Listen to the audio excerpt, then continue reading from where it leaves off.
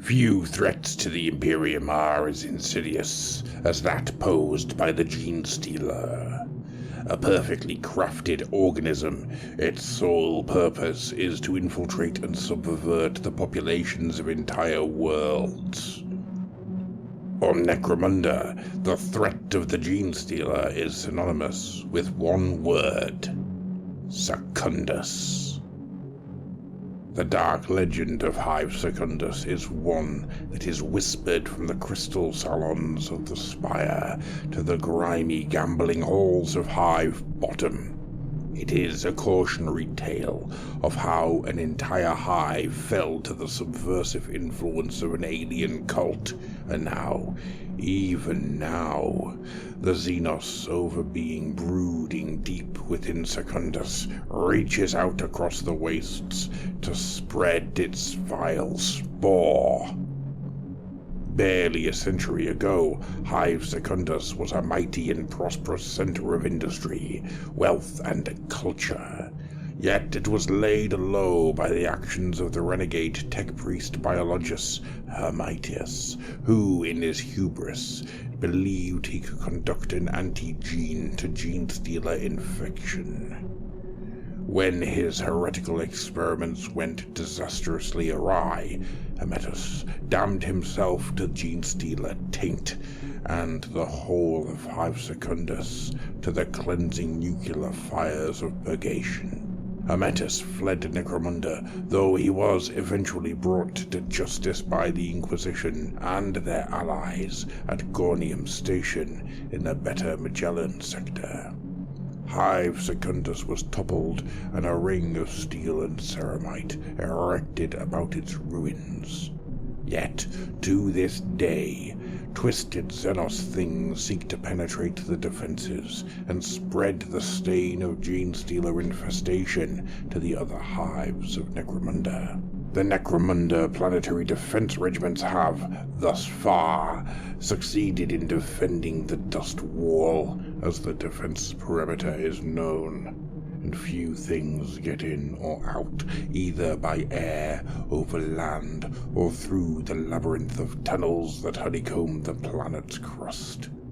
Of course, few is not the same as none.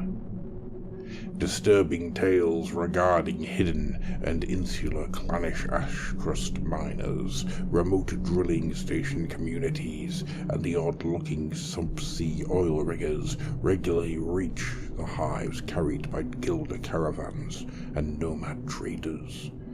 These settlements are far from unusual, Necromunda being a dangerous place where the wise keep to their own. But not all of them hide only crusty old mutants or surly prospectors. Within these dark corners of the world, the spore cast forth from Hive Secundus has found fertile ground to grow. Here, mining combines and isolated work crews might become infected with the Genestealer curse by rogue Xenos or lost broods, their alien infectors vanishing back into the wastes as quickly as they appeared, leaving behind a legacy of corruption that will span the years.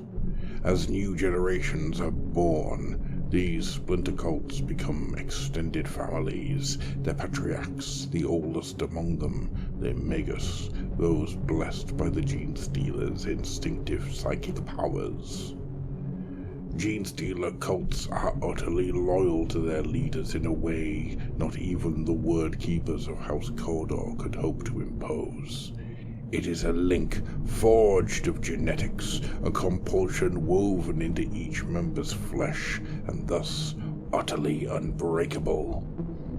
Without the direct influence of a brood lord or the specialized mutations of the fourth generation, these splinter cults instead serve the strongest among their kind, often drawn from the first and second generation of their bloodline.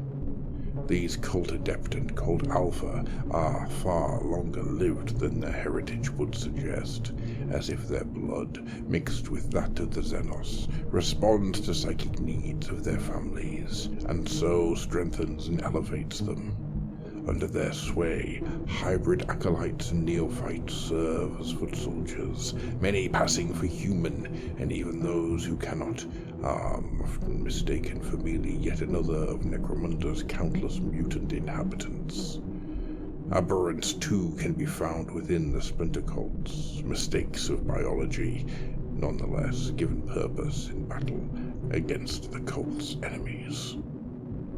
Almost all splinter cults are grown from mining families, and even generations on they use this guise to exist unnoticed among a world of humans.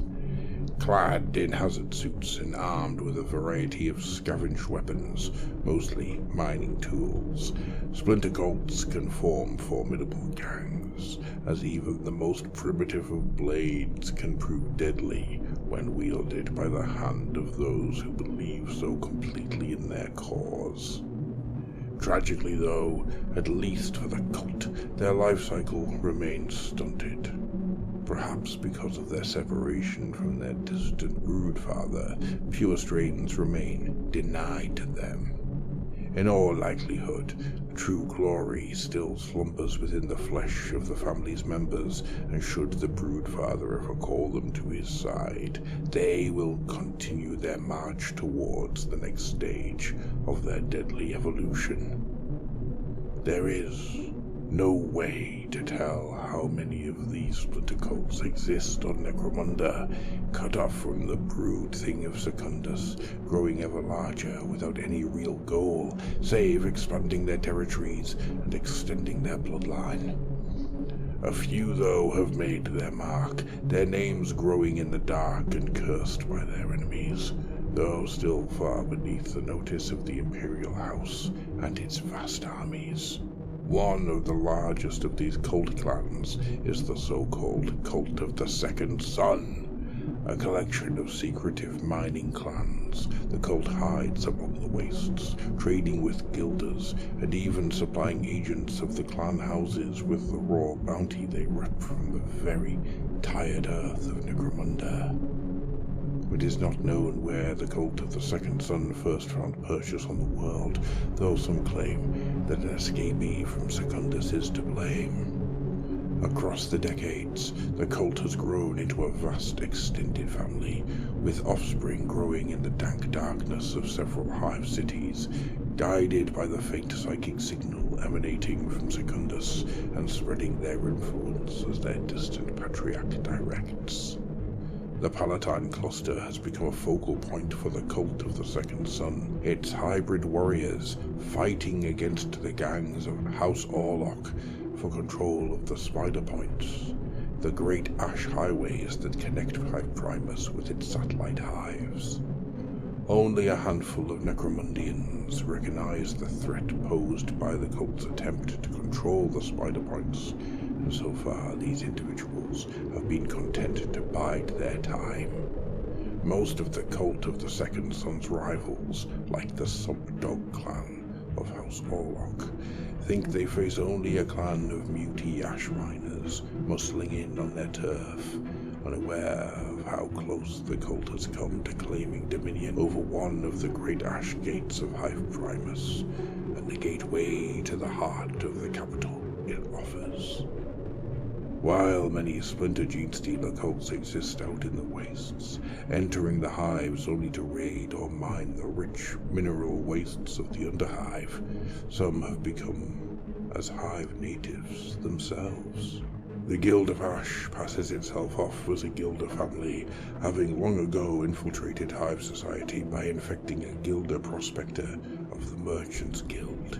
Trading in the rare minerals of Hive Bottom, The cult has become embedded with the Genestealer cluster, members of its bloodline having spread throughout the Underhive and forging alliances not just with the clan houses, but also the noble houses.